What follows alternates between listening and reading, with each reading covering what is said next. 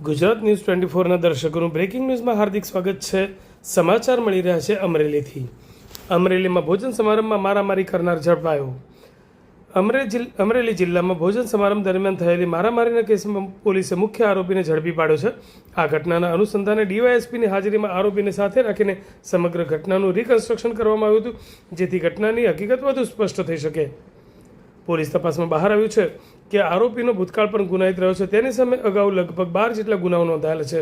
ઉપરાંત હત્યાના પ્રયાસના કેસમાં પણ તેને 10 વર્ષની સજા તથા ₹25,000નો દંડ પણ ફટકારાયો હતો। સજા બાદ આરોપી હાલ જામીન પર બહાર આવ્યો છે। આ ઘટનાને લઈને પોલીસે વધુ તપાસ હાથ ધરી છે।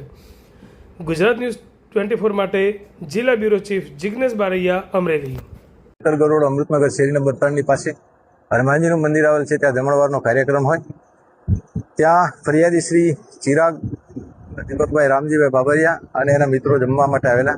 ત્યારે એક શિવકુ કાઠી અને બીજા 2 માણસો એની સાથે આવેલા અને આ ફરિયાદીને લાફા મારી અને એની સાથે મારામારી કરેલી અને ગાળો પણ બોલેલા અને અપમાનજનક શબ્દો પણ બોલેલા અને એ માણસ છરી બતાવીને એને ધમકાવેલો।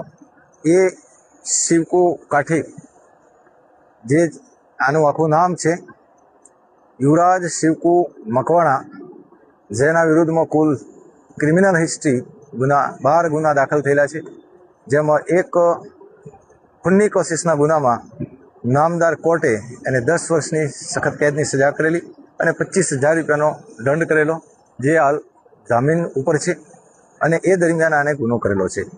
એટલે આ ક્રિમિનલ હિસ્ટ્રી ધરાવતા વ્યક્તિને આજરોજ પકડવા